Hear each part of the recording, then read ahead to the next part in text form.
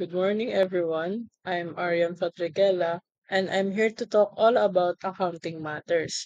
So let's enjoy and explore the accounting topics I'm about to discuss to you. Before I begin my discussion, let me first ask this question. What is accounting?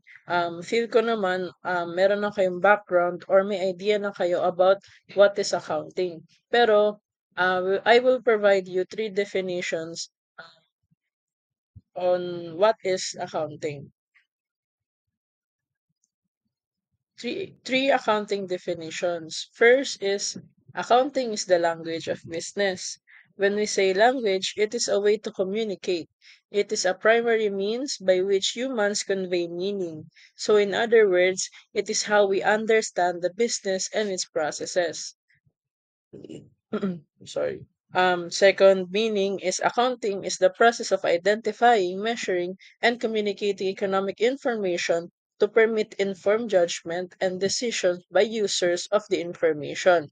Take note of the informed judgment and decision because after you have done those processes of collecting and gathering data, you will now have to decide on um, how to use those data in order to help the betterment of the company. Next is accounting is the art of recording, classifying, and summarizing in a significant manner and in terms of money, transactions, and events which are in part of at least of financial character and interpreting the results thereof. So parang parehas lang din siya ng second definition pero dito kasi meron siyang interpreting the results thereof.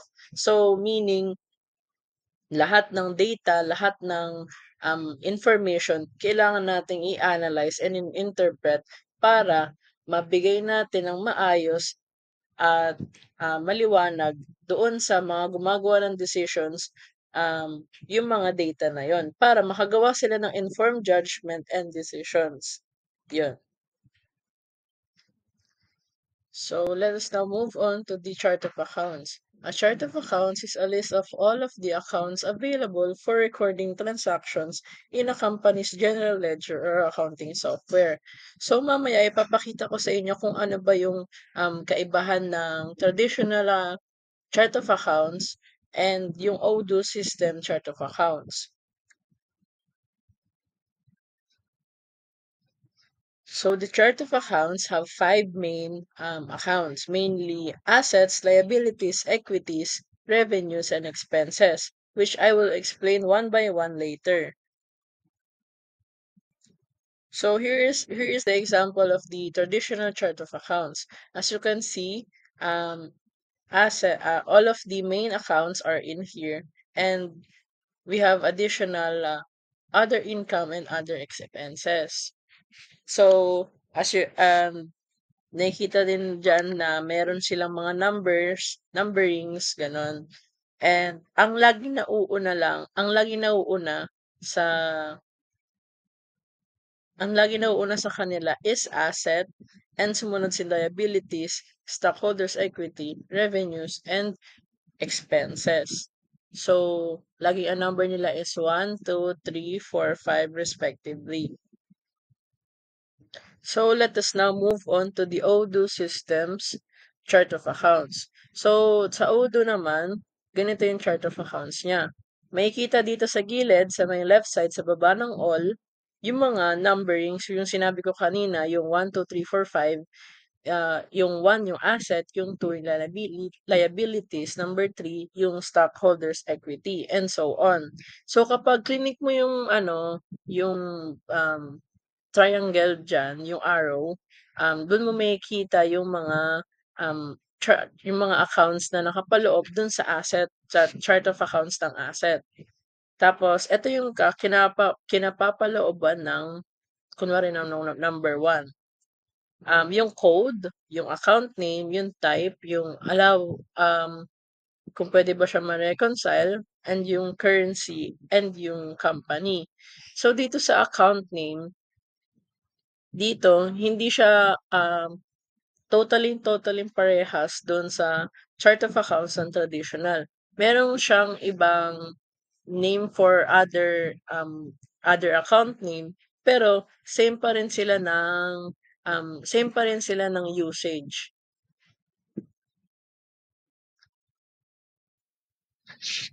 Now, let me discuss what are the definitions of the main chart of accounts. Let's start with assets.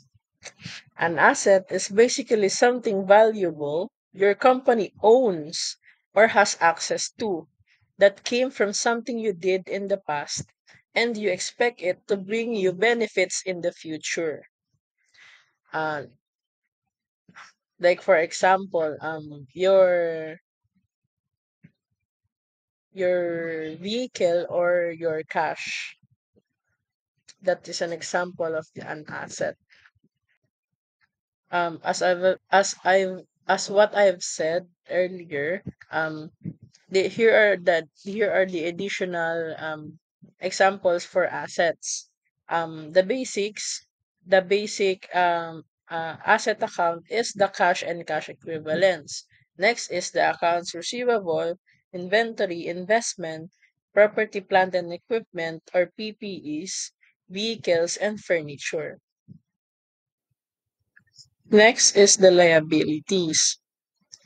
Um, the liabilities is basically something your company owes because of something that has happened in the past. So think of it like this.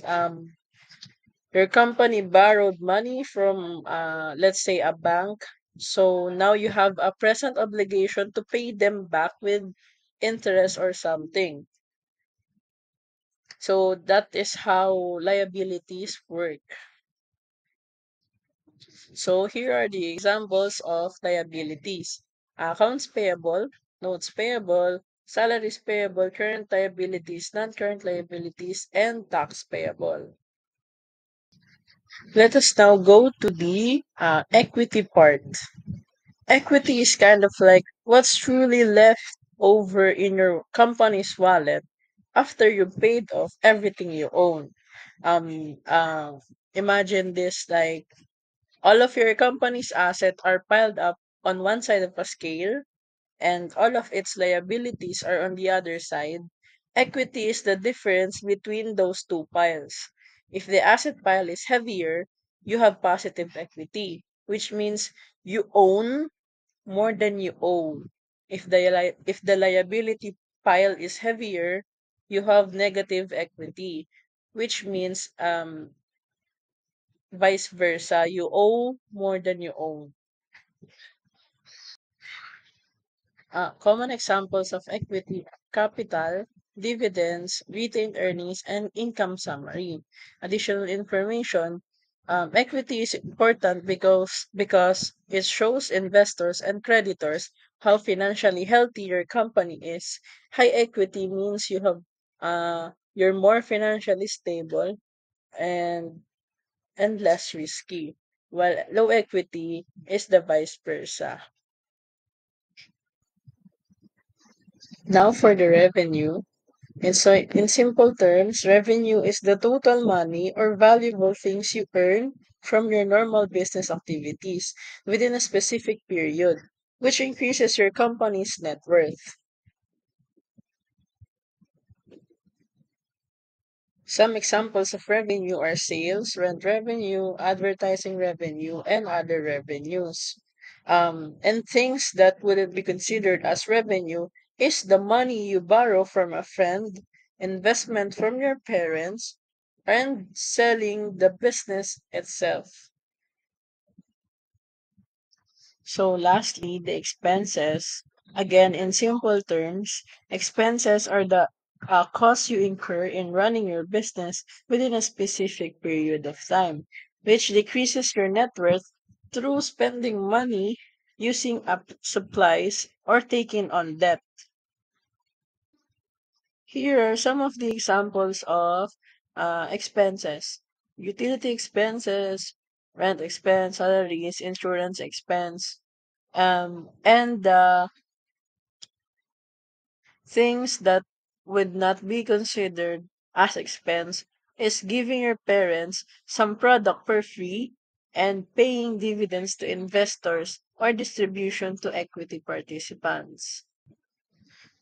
Now, punta naman tayo sa accounting equation, which is asset is equals to liability plus equity, or A is equals to L plus E. This equation represents the foundation of accounting, showing the relationship between what the business owns, which is the asset, what it owes, which is the liability, and the owner's investment, which is the equity. So, pag pinagsama mo yung liability at yung equity, yun yung asset mo. Yun yung mga ari-arian mo. So, think of the equation as a snapshot of your financial standing. Assets are things you own, like cash, inventory, etc. Liabilities are your debt. Equity is your net worth, which is yung in-explain ko kanina. And essentially, what you own minus what you owe. Yun yun. What you own, which is yung asset, minus what you owe. So, understanding this equation allows you to track your financial growth and maintain a healthy balance. So, ayun nga, di ba, parang kapag interpret mo yung mga data and information, makakabuo ka ng informed decision or judgment. So, at itong accounting equation, para ma-simplify siya, parang kapag may pumasok, meron dapat lalabas. Ganon siya. So, example, parang bumili ka ng ice cream. Pagkabili mo ng ice cream, ano ba dapat yung lumalabas? Siyempre, dapat naglalabas ka ng pera, di ba? So, parang yung in mo is yung ice cream and yung out mo is yung pera. So, ang sabi kasi dapat daw, hindi lang isa yung transaction. Dapat dalawa. Kasi, yun nga, kunwari nakatanggap ka, dapat meron ka ding ibibigay in return. Yun siya. So, ito yung sinasabi nila na double entry bookkeeping.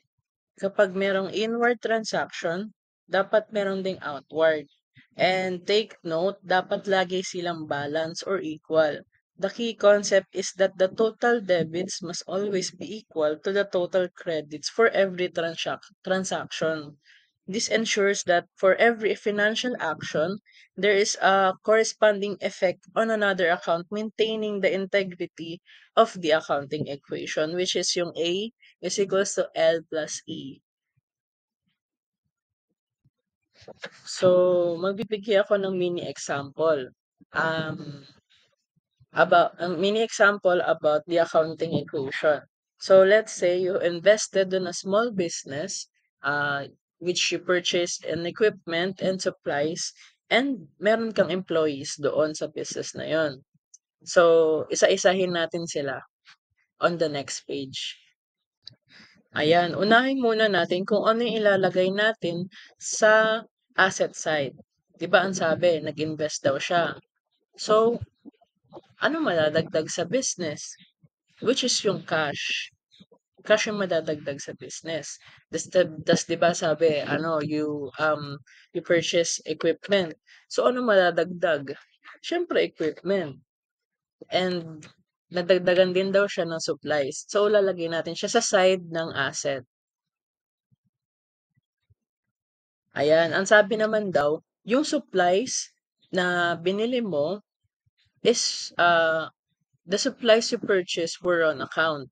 Pag sinabing on account, ibig sabihin inutang mo yung binili mong supplies na yon, which is papakita ko next page.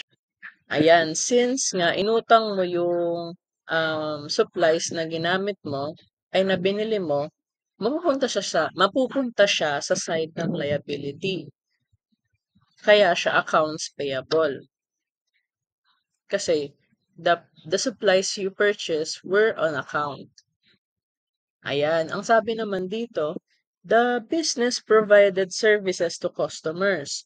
So, nagbigay daw ng services yung business, which means magkakaroon siya ng revenue or income, which is um, i-breakdown natin on the next page. Ayan. Dito naman tayo sa equity side. Since nag-invest nga siya, 'di ba? Madadagdagan din yung capital natin. And nag-provide daw ng services, 'di ba?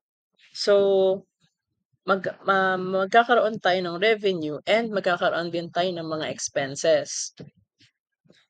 So, sa next na mga part, lalagyan natin sila ng values. Ayan. Ato. Let's say you invested 1,000 on a small business, purchase equipment for 3,000, and purchase supplies on account for 1,300, received 800 cash for the services provided, and gave salaries to employees amounting to 400. So, ayan, nalagyan na natin siya ng values. And yung mga account name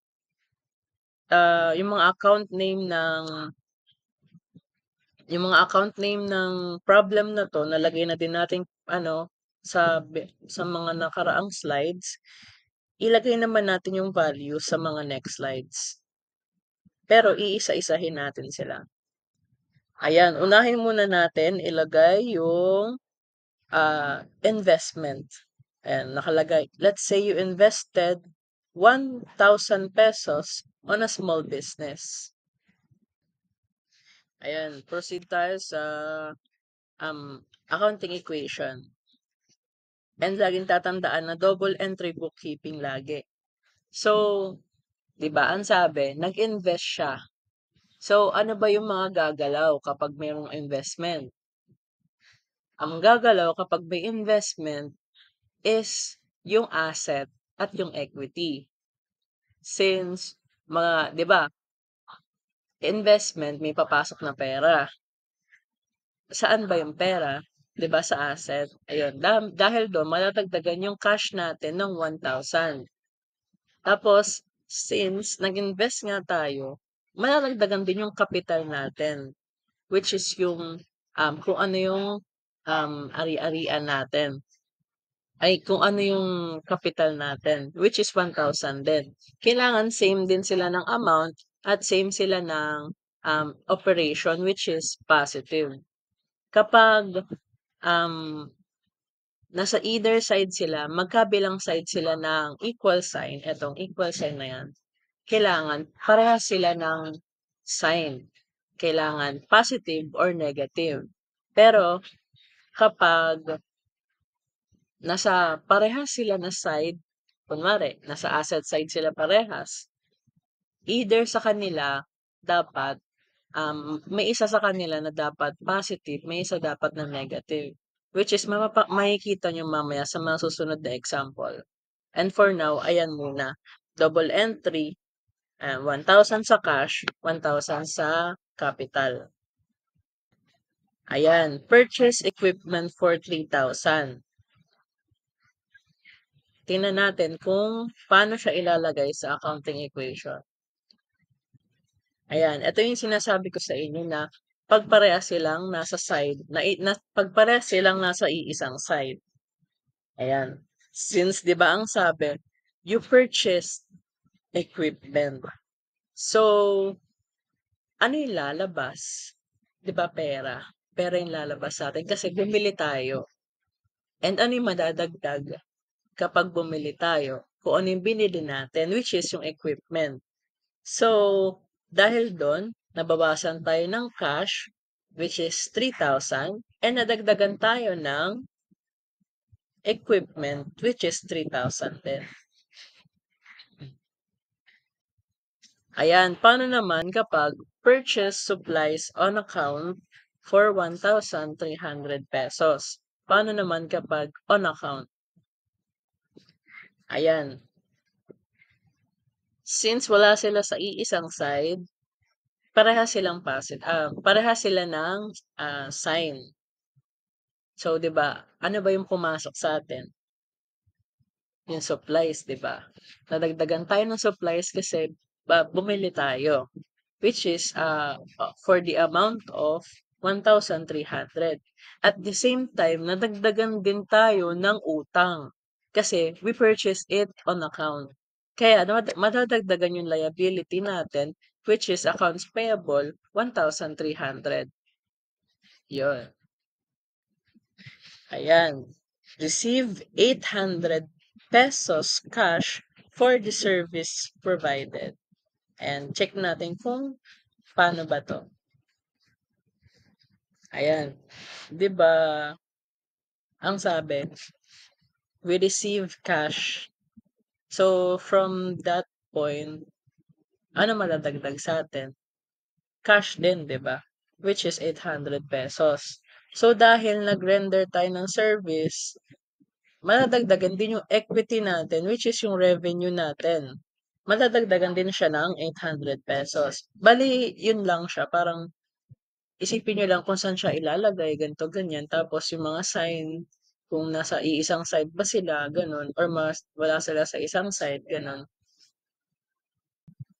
Ayan. Gave salaries to employees amounting to 400 pesos. Ayan. Paano naman kaya pag ganyan? Ayan. Ayan. Since, 'di ba,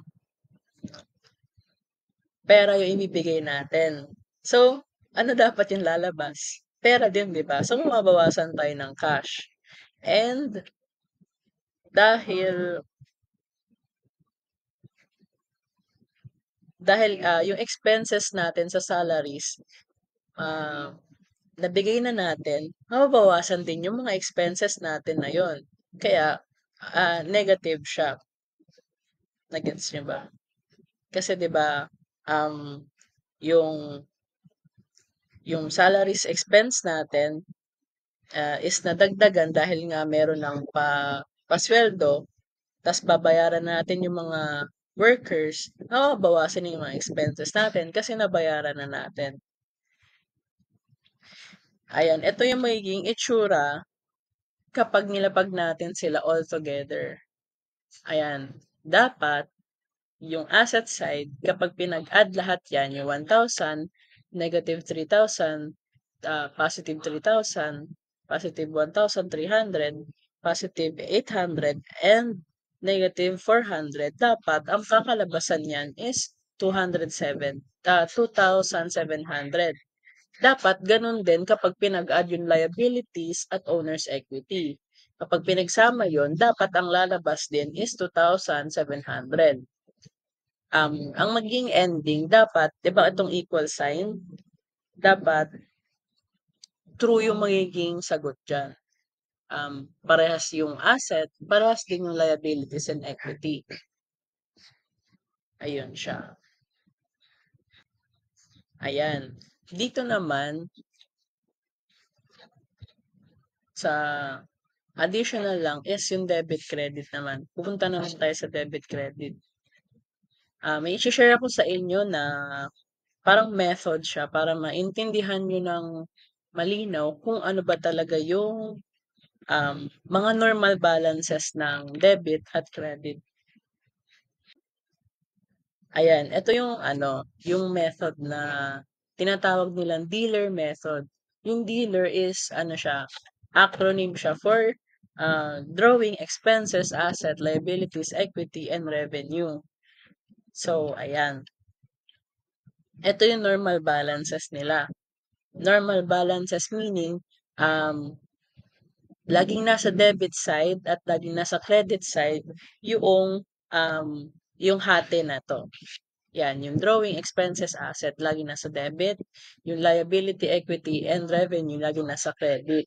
Kapag um, yung nasa normal balances siya at kunwari, nasa normal transaction, walang kahit anong pangyayari. Kunwari, um, you purchase an equipment, ganun. Laging nasa debit yung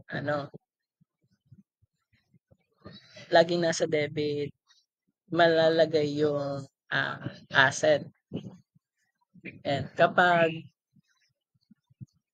positive kasi, laging ito yung titingnan nyo. Ito yung normal balances kapag positive. Ito naman yung, kabaligtaran. Kunwari, um, ito yung pinaka-simple na ano, na example. Yung naglabas ka ng pera, ayan. 'Di ba, ang sabi ko kanina yung normal balances niya um, kapag positive yung cash kunwari, laging nasa debit siya kasi nadadagdagan tayo ng cash. Pero kapag nababawasan tayo ng cash, laging mapupunta siya sa credit. Ito, ayan. Bale nagbaligtad lang sila. Yan, kunwari, 'di ba yung cash, nabawasan tayo ng cash, ilalagay mo na siya sa credit. Yun siya. Kunwari, 'di ba nasa credit side kanina yung liability. Kapag nadagdagan tayo ng liability, madadagdagan yung credit. Pero kapag nabawasan tayo ng liability, pupunta siya sa debit side. Yon. Ayan, punta naman tayo sa accounting cycle. Pusa tayo sa accounting equation, accounting cycle naman tayo. Yung kabuuan na ng process of what is kung ano yung process ng accounting.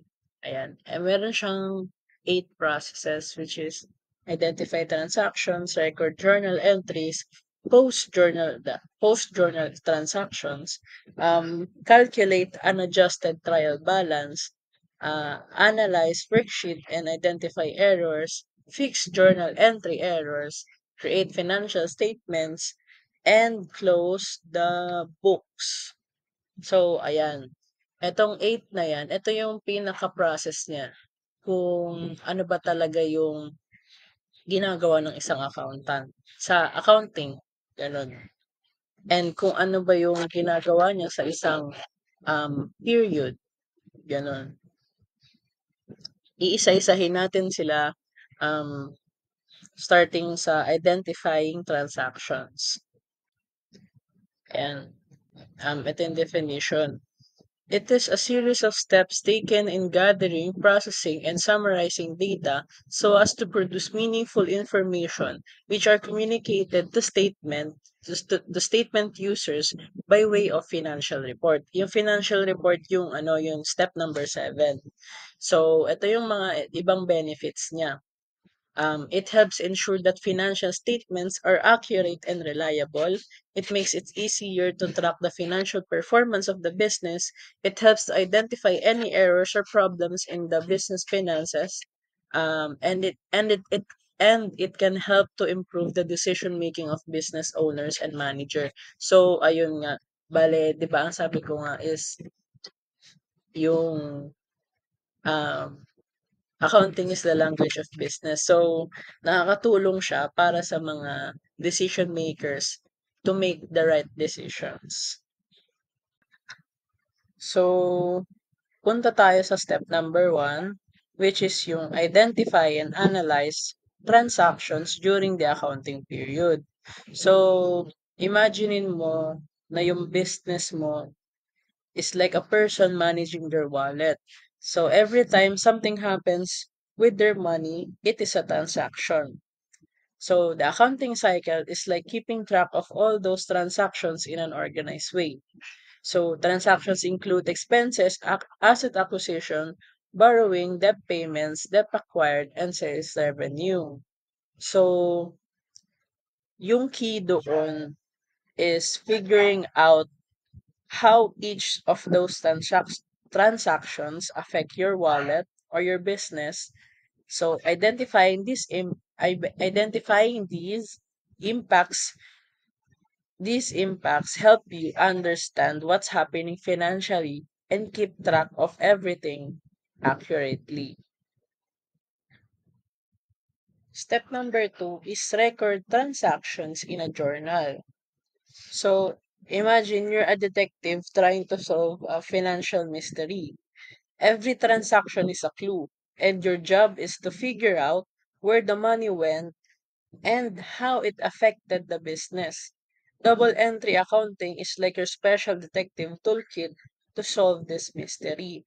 So, kasi 'di ba, kaya importante yung recording Kasi doon mo malalaman kung saan nagkulang. Yun. Yun yung pinaka-essence niya. Ayan, ito yung example ng recording. Bale, una yung date, which is kadalasan minsan ano yan eh, nasa taas yung nasa pinakataas lagi yung year, tapos susunod is yung date and yung month and day. Tapos yung next is yung mga account titles and explanation. Ito yung kunwari um kung ano yung affected transactions, ganon. Tapos sa may right side, sa pinaka-right side is yung debit at credit. So, kunwari dito ang sabi, machineries and cash yung affected transactions. Sa baba, meron doon explanation. Pwede mo ilagay or pwede mo hindi mo ilagay. Pero um, for recording sakes, nilalagay yun para magets ng iba kung saan ang galing. Like ito, purchase machinery by paying cash. So, ayun nga, di ba? Bumili siya ng machinery at naglabas siya ng cash. So, pag naglabas ng cash, 'di ba? Ang sabi ko kanina, magiging credit siya kasi nabawasan siya. So, tama yung recording niya. Tapos, nasa debit yung asset na machinery kasi nadagdagan siya. Ayun lang siya. Ayan. Bale, ang basa dito is debit machinery, 15,000 and credit cash, also 15,000. Yun. Ito yung recording sa traditional accounting. Ayan. Ito naman yung recording transactions sa Odoo system. Ayan. Bali, meron din siyang date, meron din siyang code, yung invoice number, ganun. And meron din siyang account name, pero hindi siya yung nakaayos. Pero meron siya dito sa right side na debit at credit. Ayan, di ba? Parang nandun lahat yung essence, pero sa kanya naka-list view siya. Ayan, and ito rin yung company, di ba? So, ayan, kunwari, yung nagkaroon ng sales, nasa credit siya kasi um, sales yun eh, 'di ba? Pag revenue and sales nasa credit side, nadagdagan siya. So 20,000. Um ayan ito yung sales niya pa. 11,750. Yung meron siyang tax which is 4,762.50. Tapos 'di ba ang sabi ko kailangang equal sila. So ang sabi dito, accounts receivable niya is 36,512.50. So, dapat yung nasa credit side, dapat ang total niya is same dun sa debit side. Ayun lang naman siya. Same pa rin naman siya nung traditional side. Dito is naka-list view lang siya. So, yung next step is post transactions. Post those transactions to the general ledger. So, parang ano lang yan eh. Ah, 'di ba? Parang medyo magulo pa yung recordings mo. Tapos paglilipat mo na sa general ledger, doon na siya parang lahat ng papers, lahat ng recording, organize niya into folders.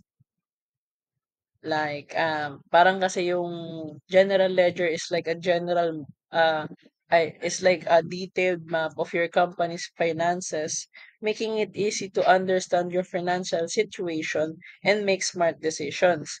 It is essential for any business, just like having a clean and organized system for your financial records. So, pakita ko kung ano yung example ng isang general ledger.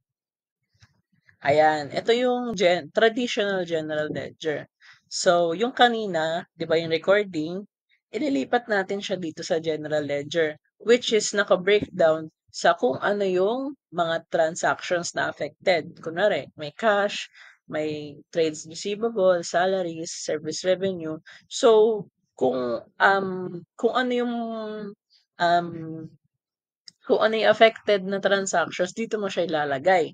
Kunwari, nagkaroon ka ng may pumasok na um yung beginning balance mo nung January is ng cash is 400, tapos nabawasan ka ng cash kasi nagbayad ka ng something something ganyan. Eto sa right side yung credit, 'di ba? Ayan, kunwari January 2, January 3, nabawasan ka ng cash which is 1,000, 15,000 gano'n. Gano'n lang siya. Kung ano yung nangyari dun sa recording, ililipat mo lang siya sa general ledger.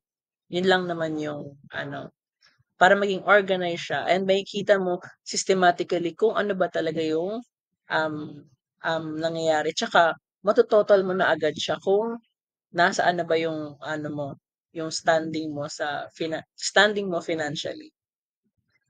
So this is the example for the general ledger of the Odoo system. As you can see, on the left side, meron siyang mga ang tawag dito, account names, katulad dun sa traditional. Pero dito, naka-specified siya, in list view.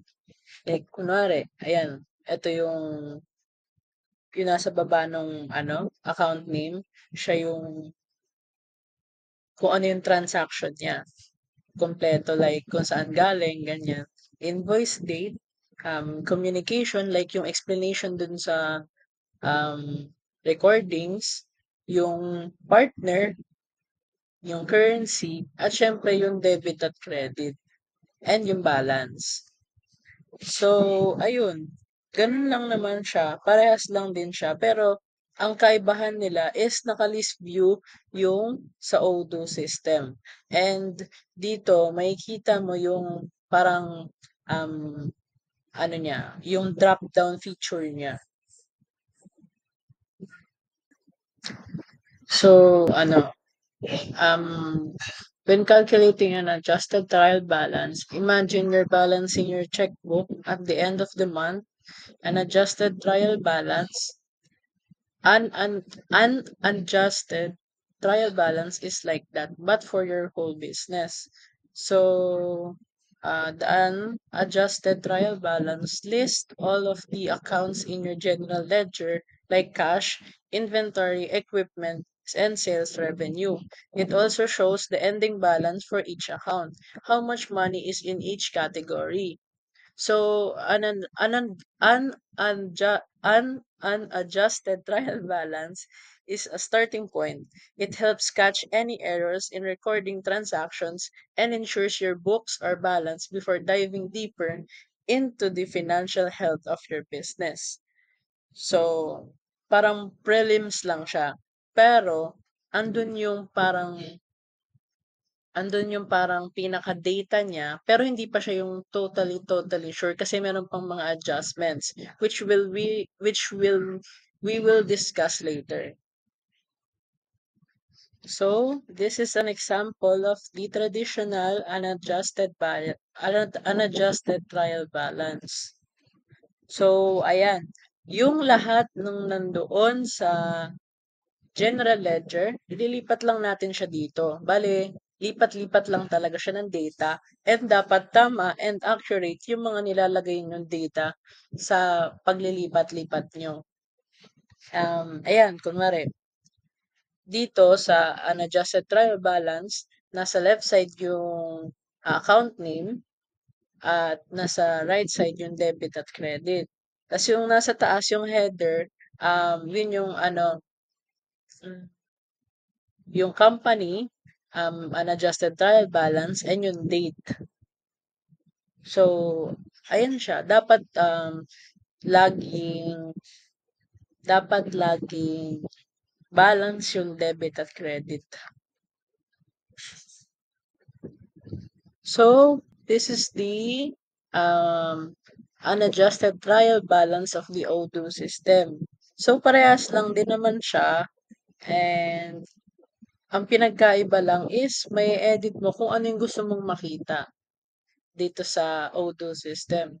Doon kasi sa ano, sa traditional, yung period lang na yun yung makikita nyo. Eto, dito sa Odoo system, makikita nyo yung um, merong comparison, merong initial balance, ayan, katulad yan.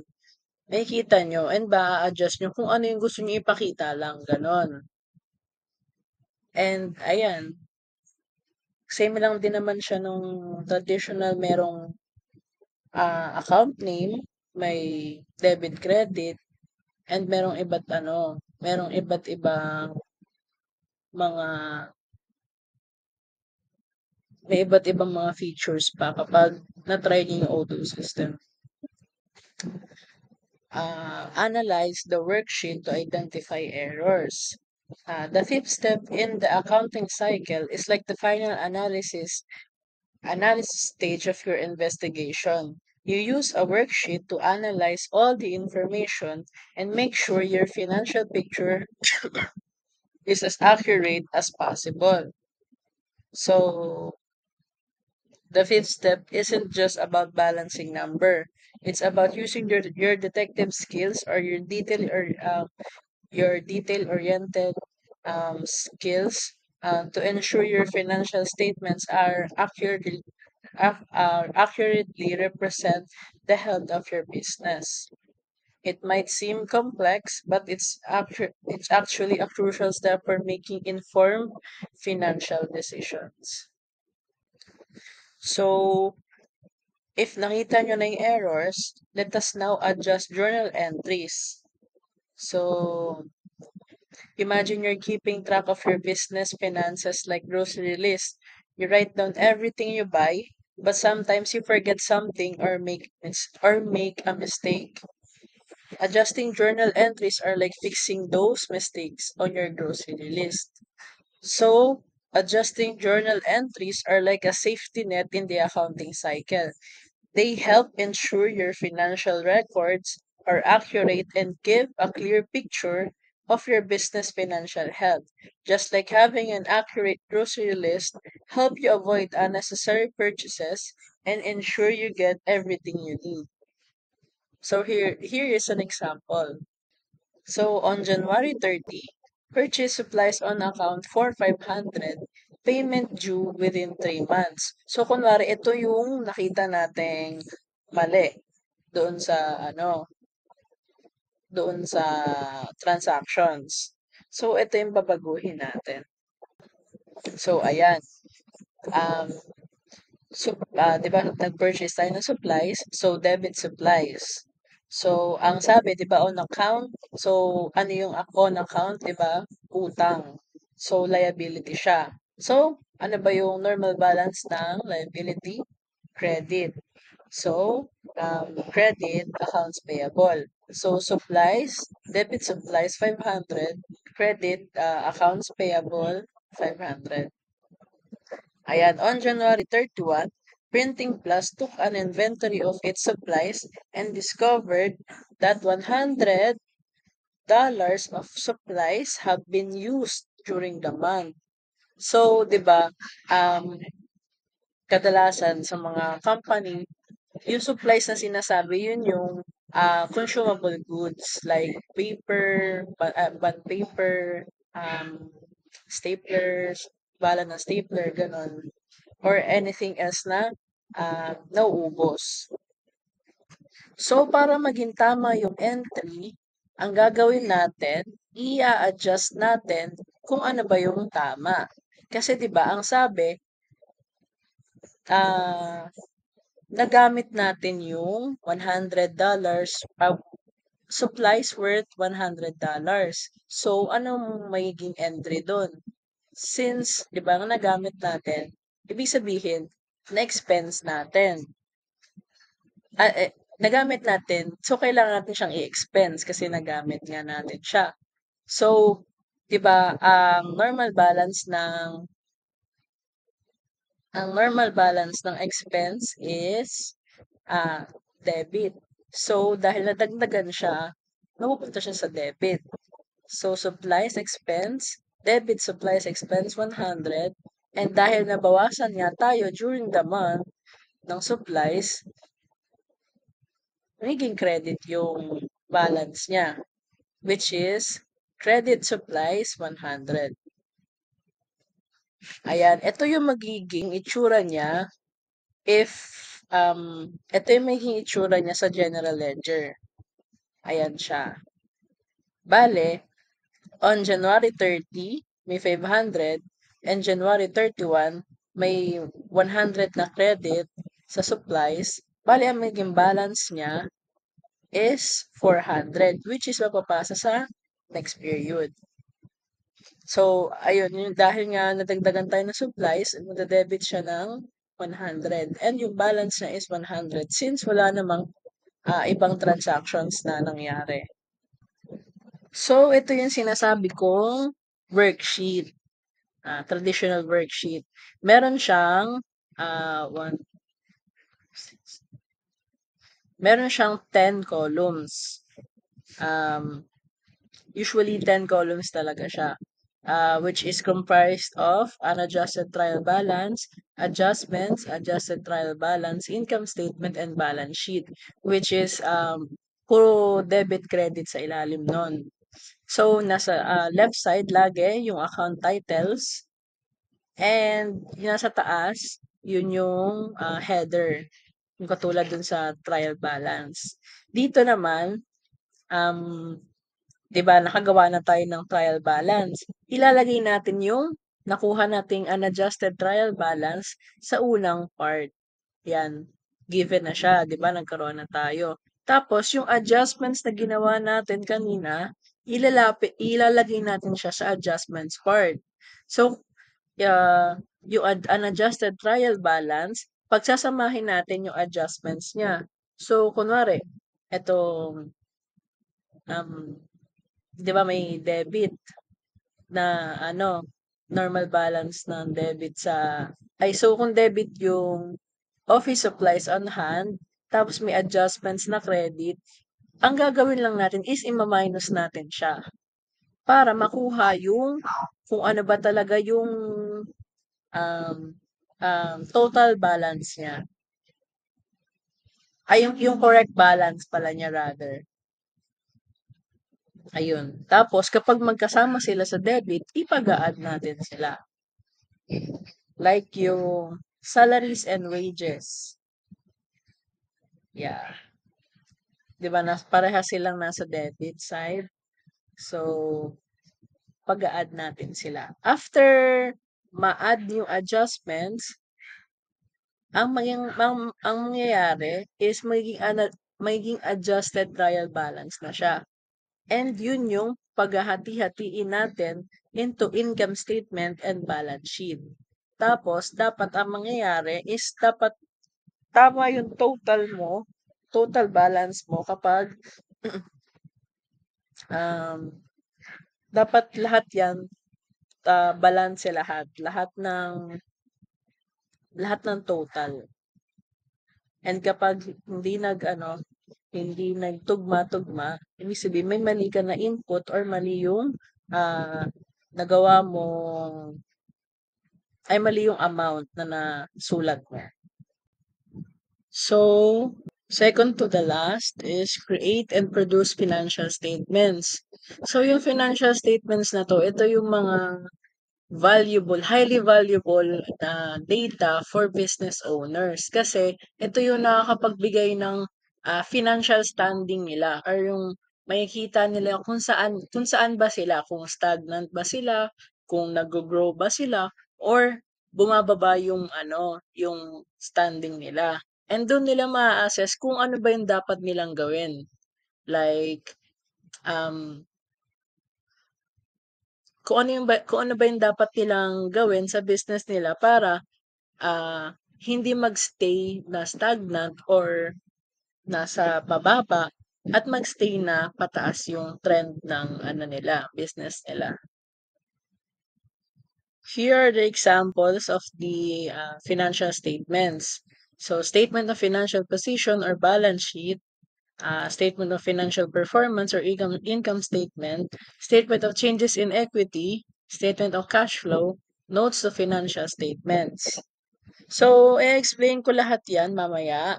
And tapusin muna natin yung accounting cycle. Ayan, last but not the least, close the books for the accounting period. The last step in the accounting cycle is to make sure the is to make closing entries by finalizing expenses, revenues, and temporary accounts at the end of the accounting period.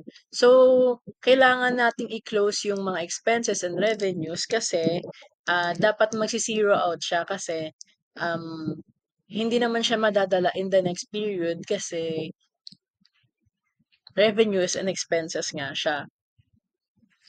Kasi 'di ba kapag revenues and expenses, ang mga temporary accounts kasi siya na sinasabi lang natin, nire-record lang natin siya, ay sinasabi lang natin for the sake of recording kasi doon natin malalaman if meron ba tayong kita, ganun, meron ba tayong ah, ma parang nababawasan yung ano, yung pera natin, ganun, saan napupunta.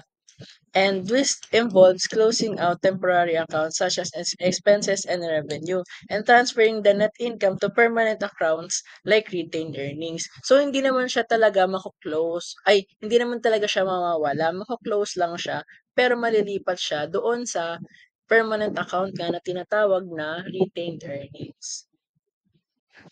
Now, let me discuss the final topic, which is the financial statements. I will discuss all the financial statements mentioned before on the next slides. So, yung first is statement of financial position or balance sheet. So, from the word itself, balance sheet, imagine a balance scale.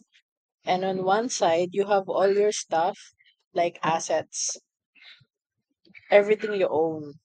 On the other side, you have all your debts or your liabilities. The difference between the two sides shows how much money you really have left. Yun yung owner's equity, which I explained before. And a balance sheet is like that scale, but for a company.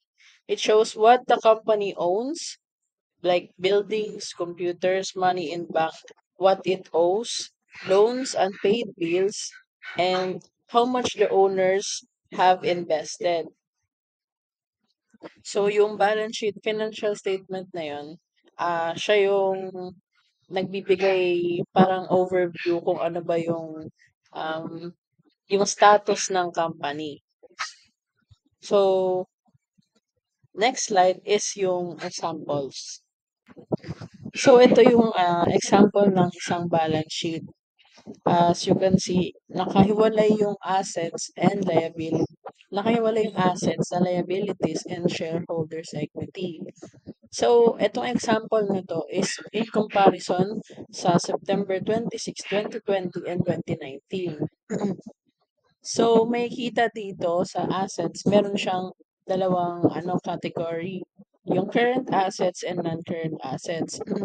Bali kasi, mm, hinihiwalay nila yun para ma-distinguish kung saan ba kung saan ba sila dapat nakalagay. And ganun din, same din sa liabilities, which is current and non-current. Tapos, di ba kung ano yung sinabi ko kanina, like, kung ano yung pinagsamang liabilities at shareholders equity, yun din yung asset. Bale, di ba pag pinag-add mo sila yung liabilities at shareholders equity, correct, like 323,888, ganun din dapat yung asset, which is tama dito, 323,888 pesos. Ayan, ito naman yung sa Odoo system. Same lang din naman siya. mako-compare mo din naman yung iba't ibang period kapag, nilagay mo yung settings dun and same din na magkahiwalay yung, assets, liabilities, and equity. Dito, meron siyang drop-down feature. Makikita mo diyan yung, um, kung ano yung breakdown ng kunwari itong bank and cash accounts. Makikita mo yung breakdown nila kung ano ba yung nilalaman ng 12,444.87. Ay ganun din sa liabilities and sa equity. Ayan, doon naman tayo sa next statement which is statement of financial performance or yung income statement. So yung income statement naman, um, para siyang report card na para sa company, sa pera ng company, over a certain period of time, like a month, a quarter, or a year. The difference between the money in and the money out tells you that the company's profit or loss tells you the company's profit or loss. This report card helps people see if the company is making money efficiently and where they might be spending too much. So it is useful to compare this report card to other companies in the same business to see who's doing better. So yung sa income statement naman, doon tinitingnan kung kumikita ba yung company or uh, naglalabas ng sobrang-sobrang expenses and nagne-negative na yung income nila. And yun nga daw, 'di ba, sabi na parang pwede siyang mai-compare sa ibang mga businesses para malaman kung naku-fall behind ba yung company nila. Ito yung traditional example ng isang income statement. Ayan, meron siyang header, revenue, expenses, gains, losses, and net income lastly. So, yung net income, revenue plus gains minus expenses plus losses. Like, parang ano lang yan eh. Kung ano yung kinita mo, less mo yung mga expenses mo. Yun. Yun yung net income mo. Halimbawa, ito, ang total revenue mo is 30,800. Ililess mo yung expenses mo which is yung mga procurement costs, wages, rent, yung mga ganon, which is total to 10,650. Yon. Tapos, yung total revenue mo, kung meron ka mang gain, i-add mo yon.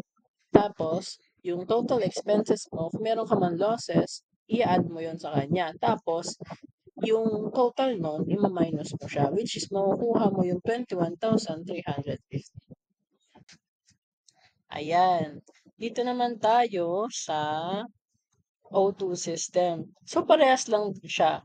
Yung, di ba, net income or net profit, um, yung total income natin less total expenses.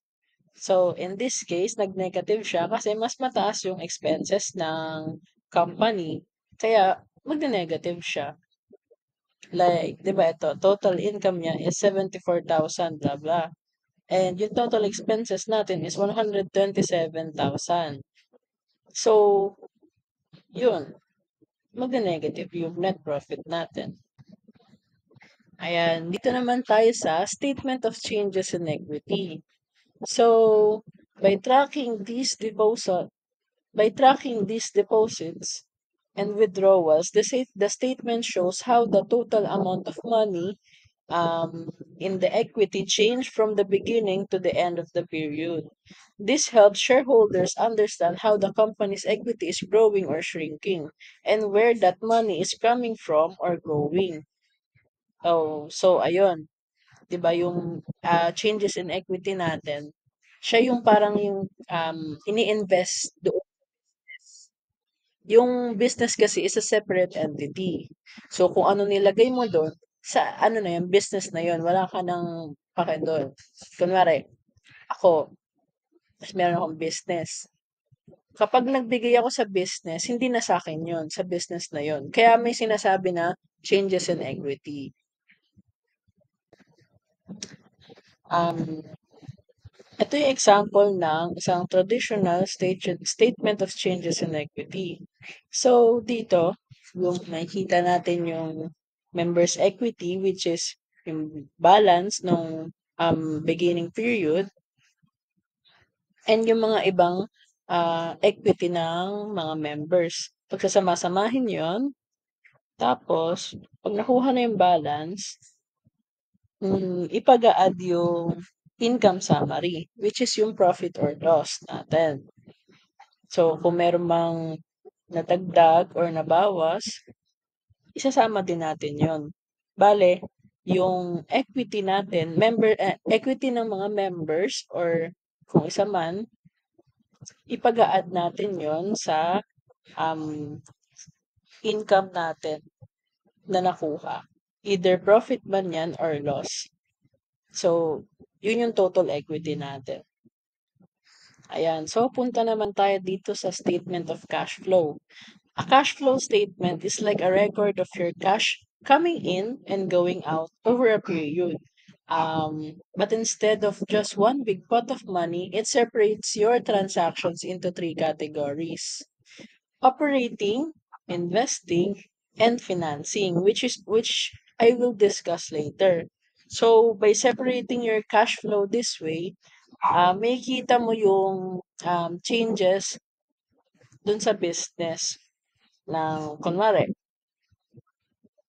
um, meron kang lemonade stand. Yan, kunwari, lemonade stand is making money from selling drinks. Operating activities yon. So, next, yung investing naman is, kunwari, how your bigger purchases affect your cash. Like, kung may investment ka, ganun, from the word itself, investing, and how your borrowing and lending impact your cash flow. Yun yung financing activities. So this helps you understand the overall health of your business. Ayan, ito yung sinasabi kong operating, investing, and financing. So yung operating, it involves providing services and producing and delivering goods. So yun yung sinasabi ko kanina, like um, operating activities, gano'n. Yung cash in would be from customers um, buying your products, and cash out would be for things like buying kung ano yung ginagamit mo panggawa ng product. Sa investing naman, it includes making and collecting loans, acquiring and depositing disposing of investments in debt or equity securities, and obtaining and selling property and equipment and other productive asset. So, ito yung sinasabi na bigger purchases. Cash out might be for buying a bigger and cooler products, or pang advertise ganon. Cash in would be selling from the older